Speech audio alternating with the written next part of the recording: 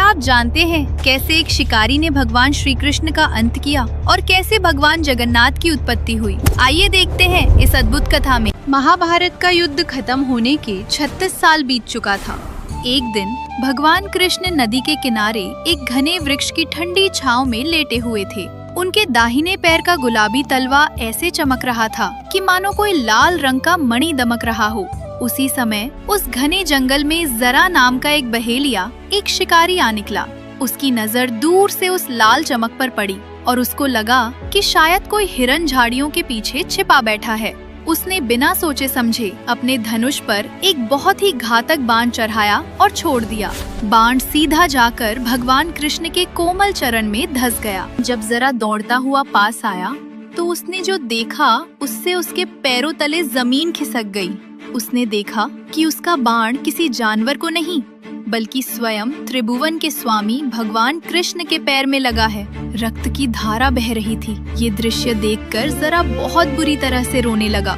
वो इतना व्याकुल हो गया कि पछाड़ खाकर जमीन पर गिर पड़ा। वो रोते हुए भगवान के चरणों से लिपट गया और बोला, हे नाथ, हे भगवान, मुझे क्षमा कर दें। मुझसे अनजाने में बहुत बड़ा अनर्थ हो गया कि मैंने आपके इन कोमल चरणों पर बाण चला दिया। हे प्रभु, इस घोर पाप के लिए तो मृत्यु दंड भी बहुत छोटा है। मैं तो नर्क के भी लायक नहीं रहा। जरा को इस कदर व्याकुल देखकर दयालु भगवान कृष्ण मुस्कुराए और बोले, जरा तुम क्यों इतना रो रहे हो? तुमने कोई अपराध नहीं किया है कि तुम इतना विलाप करो। याद है ना कि तुम त्रेता युग में वानर राज बाली थे। उस जन्म में मैंने राम अवतार में एक पेड़ के पीछे छिपकर तुम्हारा वध किया था, जो कि युद्ध के नियमों के विपरीत था। इसीलिए मेरी ये विदाई तुम्हारे ही हाथों पहले से तय थी। तुम इस अपराध बोध से पूरी तरह मुक्त हो जाओ। इतना कहकर भगवान कृष्ण ने अपनी इस भौतिक लीला को समेट लिया और अपने गोलोक धाम के लिए विदा हो गए। जरा व्याकुल होकर रोता बिलखता हुआ सीधे अर्जुन के पास गया और सारी स्थिति के बारे में बताया। जरा रोते हुए बोला, हे पांडव श्रेष्ठ, मेरा वध कर दीजिए। मुझसे अनजाने में घोर अपराध हो गया है। मेरे बाण से भगवान कृष्ण ने अपने प्राण त्याग दिए हैं। ये सुनकर अर्जुन के हृदय में तो जैसे वज्रपात हो गया। अर्जुन बहुत व्याकुल हो उठे और रोते हुए बोले, ये तुम क्या कह रहे हो? जरा ऐसा अनर्थ कैसे हो सकता है? माधव मुझे छोड़कर कैसे जा सकते हैं? रोते हुए कांपते हुए हाथों से अर्जुन ने गहरे दुख और आंसुओं के साथ भगवान कृष्ण का अंतिम संस्कार किया। अग्नि की लपटों ने भगवान के पूरे शरीर को राख में बदल दिया। लेकिन एक बहुत ही चमत्कारिक बात हुई। अर्जुन ने देखा कि राख के बीच में एक चीज वैसी की वैसी बची हुई है। वो था भगवान कृष्ण का दिव्य हृदय। वो हृदय जो अपने भक्तों के लिए हमेशा धड़कता रहता है। वो आज भी धड़क रहा था। वो आग से बिल्कुल भी नहीं जला था। अर्जुन समझ नहीं पा रहे थे कि अब वो क्या करें। तभी आकाश से भगवान कृष्ण की दिव्य आकाशवाणी हुई, हे अर्जुन, तुम व्याकुल न हो। ये मेरा दिव्य हृदय है जो अग्नि में कभी भस्म नहीं हो सकता। तुम इस हृदय को एक लकड़ी के तख्ते पर रखकर समुद्र की ओर बहने वाली नदी में प्रवाहित कर दो। कलियुग में ये मेरे भक्तों के लिए ऐसे ही धड़कता रहेगा। भगवान की आज्ञा पाकर अर्जुन ने उस धड़कते हुए जीवंत हृदय को बहुत ही सम्मान और आंसुओं के साथ एक लकड़ी के तख्ते पर रख दिया और उसे नदी की लहरों में प्रवाहित कर दिया। वो दिव्य हृदय नदी की लहरों पर बहता रहा। लहरों पर झूलते हुए बहुत समय बाद वो हृदय बहते बहते ओडिशा के पवित्र महानदी तट पर पहुंच गया। उस समय वहाँ सबर नाम का एक बहुत ही सरल आदिवासी समुदाय रहता था। विश्वावसु उस आदिवासी समुदाय का मुखिया था। एक दिन विश्वावसु नदी किनारे टहल रहा था कि अचानक उसकी नजर उस लकड़ी के तख्ते पर पड़ी। उसने पास जाकर देखा कि उस तख्ते पर भगवान कृष्ण का हृदय रखा है, जिसमें से एक बहुत ही अद्भुत नीली दिव्य चमक निकल रही थी। विश्वावसु बहुत ही ज्यादा व्याकुल हो गया। उसने उस दिव्यता को तुरंत पहचान लिया और वह उस दिव्य हृदय को एक गुप्त गुफा में ले गया। उस दिन से विश्वावसु ने उस गुफा में नील माधव के रूप में उस हृदय की पूजा करनी शुरू कर दी। विश्वावसु जंगल से सबसे मीठे फल लाता और बहुत ही प्रेम से नील माधव को भोग धराता। भगवान भी अपने भक्त के हाथों से बहुत ही आनंद के साथ सब कुछ पाते थे। आदिवासी समुदाय के अलावा किसी बाहरी व्यक्ति को इस बात की बिल्कुल भी भनक नहीं थी कि साक्षात भगवान वहाँ बैठे हैं। उसी समय अवंती नगरी में इंद्रद्युम्न नाम के एक बहुत ही प्रतापी राजा थे। वो भगवान विष्णु के बहुत बड़े और सच्चे भक्त थे।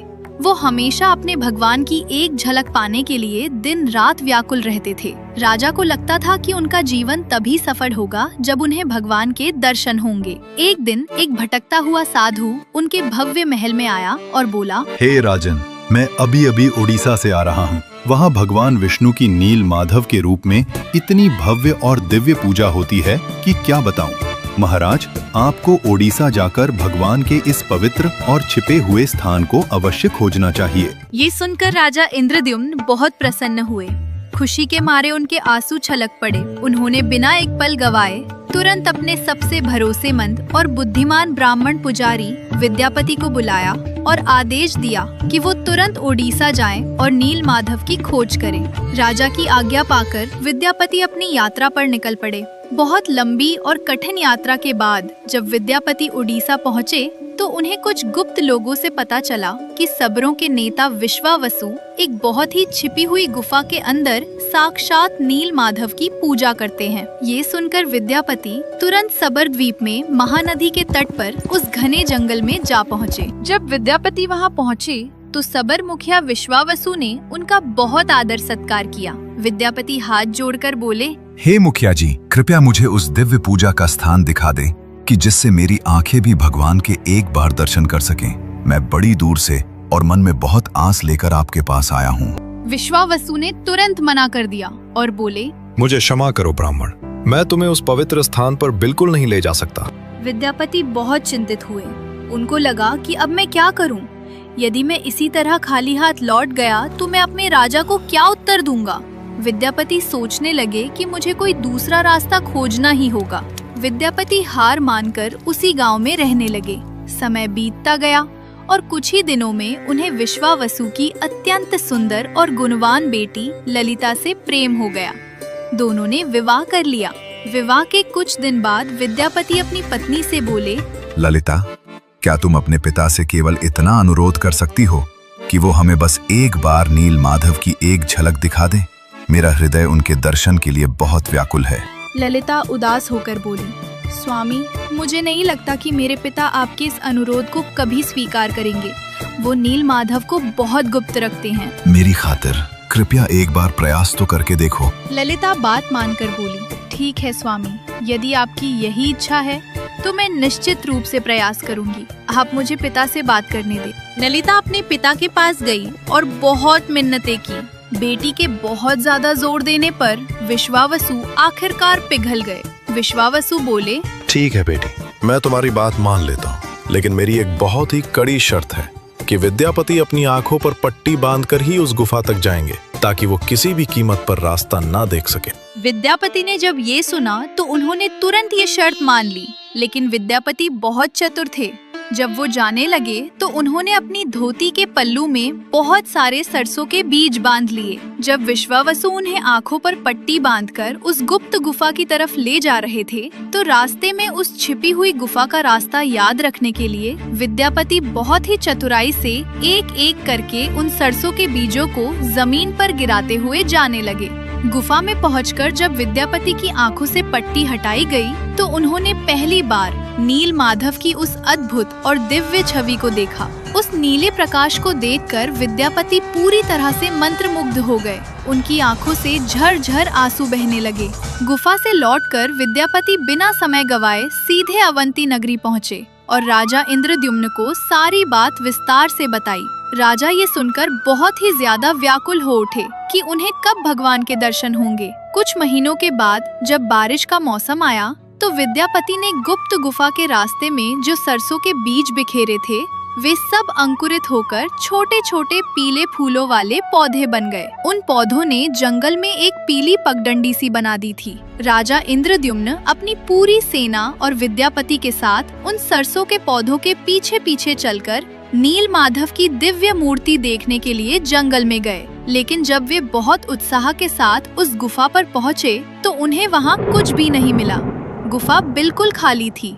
भगवान नील माधव वहाँ से रहस्यमय तरीके से गायब हो गए थे। ये देखकर राजा इंद्रद्युम्न के पैरों तले जमीन खिसक गई। वे वहीं रेत पर गिर पड़े और फूट फूट कर रोने लगे। राजा इंद्रद्युम्न बहुत व्याकुल हो गए। उनको लगा कि शायद मैं इतना अपवित्र हूँ कि मेरे आते ही भगवान ने अपना रूप छिपा लिया। निराश और टूटे हुए हृदय के साथ राजा इंद्रद्युम्न अपने महल में लौट आए। उस रात राजा सो नहीं पा रहे थे। तभी अचानक साक्षात भगवान विष्णु उनके सपने में आए। भगवान सपने में बोले, हे राजन, व्याकुल मत हो। कल पुरी के समुद्र तट पर एक विशाल और सुगंधित लाल रंग का दिव्य लकड़ी का लट्ठा तैरता हुआ आएगा। उसी से मेरी 3 मूर्तियां बनवाओ। अगली सुबह राजा को वो चमत्कारिक लट्ठा मिल गया, लेकिन राजा के हजारों सैनिकों और हाथियों का बल उसे 1 इंच भी न हिला सका। अंततः जब आदिवासी नेता विश्वावसु ने निस्वार्थ प्रेम और भक्ति से उसे छुआ तो वो भारी भरकम लट्ठा तिनके सा हल्का हो गया। अब मूर्ति बनाने की बारी आई, पर सभी कुशल कारीगरों के औजार उस रहस्यमयी लकड़ी से टकराकर टूट गए। तब स्वयं देव शिल्पी भगवान विश्वकर्मा एक बूढ़े बढ़ई के रूप में प्रकट हुए। उनकी एक ही कड़ी शर्त थी, मैं 21 दिनों तक एक बंद कमरे में मूर्तियां बनाऊंगा। अगर किसी ने भी इससे पहले दरवाजा खोला तो मैं अपना काम अधूरा छोड़कर हमेशा के लिए चला जाऊंगा। कमरे से 15 दिनों तक छेनी हथौड़े की आवाजें आती रहीं। फिर अचानक भयानक सन्नाटा छा गया। रानी गुंडीचा घबरा गईं। उन्हें लगा कि बूढ़ा बढ़ई भूख प्यास से प्राण त्याग चुका है। रानी की जिद और अनहोनी के डर से विवश होकर राजा ने भारी मन से दरवाजा खोल दिया। दरवाजा खुलते ही सबके होश उड़ गए। कमरे में कोई बढ़ई नहीं था। शर्त टूटने के कारण भगवान विश्वकर्मा अंतर्ध्यान हो चुके थे और सामने भगवान जगन्नाथ, बलभद्र और सुभद्रा की विशाल लेकिन अधूरी मूर्तियां खड़ी थीं, जिनकी आंखें तो बड़ी बड़ी थीं, पर हाथ पैर अधूरे थे। राजा अपनी भूल पर जमीन पर गिर पड़े और फूट फूट कर विलाप करने लगे कि उन्होंने अपने भगवान को अपूर्ण कर दिया। लेकिन सबसे बड़ा चमत्कार तो अभी बाकी था। रोते हुए राजा जब क्षमा मांगने उन अधूरी मूर्तियों के पास गए तो अचानक उन्हें एक आवाज सुनाई दी। राजा ने चौंक कर मूर्ति के सीने पर कान लगाया। वह साक्षात एक धड़कते हुए हृदय की तेज ध्वनि थी। राजा के सारे आंसू खुशी में बदल गए। वे समझ गए कि इस काठ की मूर्ति के भीतर स्वयं श्री कृष्ण का वही अजर अमर धड़कता हुआ दिव्य हृदय विराजमान है। भगवान का रूप भले अधूरा था, लेकिन उनका प्रेम पूर्ण था। राजा ने उसी स्वरूप में उन्हें धूमधाम से स्थापित किया। यही कारण है कि आज भी भगवान जगन्नाथ को दुनिया का एकमात्र जीवित देवता माना जाता है, जिनका हृदय आज भी धड़कता है और जो अपने भक्तों की हर पुकार सुनते हैं। अगर आपको ये वीडियो पसंद आई हो तो कृपया लाइक, शेयर और चैनल को सब्सक्राइब करना ना भूलें। जय जगन्नाथ।